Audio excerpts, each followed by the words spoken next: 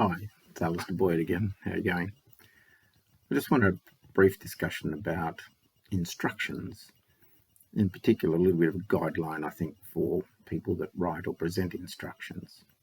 And here's a thought. The end result of instructions, I think, should be that an ordinary person, in fact, an inexperienced person of the audience that you're aiming at, should be able to achieve what the instructions set out to guide somebody to achieve.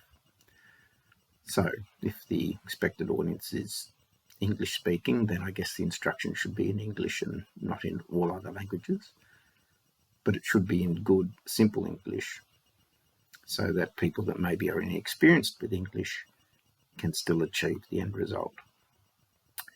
Moreover, if there's a place in the sequence of steps that the instructions guide one through, if there's a place where an error could occur, it would be good if the instructions guide a person around that error, possible error, or advise where faults may occur. People that write a lot of software, I think, become so used to it that they don't really see how things can occur that were not expected in their software. For example, the user's screen looks different. And the reason I say all this is because I had quite a bit of trouble getting into something that was really very simple. And that is just getting onto my YouTube channel where the instructions said, do these several steps and then click on this button. And the button did not appear, and there was nowhere that I could go forward on that screen.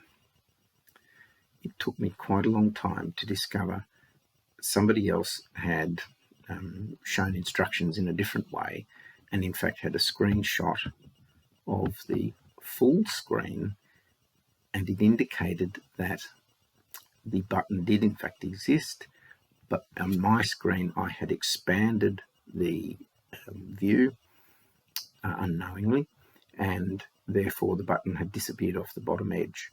And what's more, the person that originated the software had nicely rounded the corners of the screen, but that meant the bottom edge also looked rounded, which looked finished, looked complete.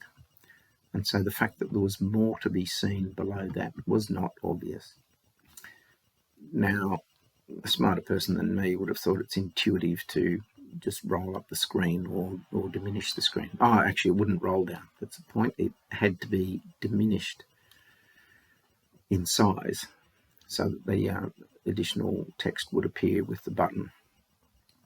So there you go. It was pretty simple. I should have been able to do it, but it took me a lot of effort to find out how to get around a very simple problem.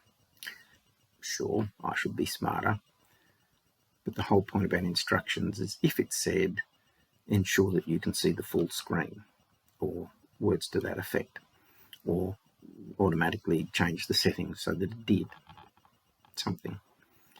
It may seem silly, it may seem intuitive, it may seem obvious, but that sort of thing happens all through life, all through safety instructions or manuals or things that appear on screens, and in fact there's a little bit that's off the screen and is not obvious. Perhaps people of a young generation would just automatically go looking around to find things that are not on screen, whereas to me, I guess I expect it to be there presented to me. So that's it. All I'm really saying is if you're presenting instructions, think about how the normal user would use it and where it might go wrong. What I used to call beta testing in software for banks and things like that, they would go through and they would test it very thoroughly. Now, beta testing these days might be a bit different. Sociability testing, that's what they called it. They would actually test it that the ordinary person in the street could make whatever mistake they could possibly make by pressing the wrong buttons or out of sequence or two at a time, and the software had to survive it. So If you're writing instructions, think about how people will use it and think about where it could go wrong. That was it. Come back and see me another time. Bye.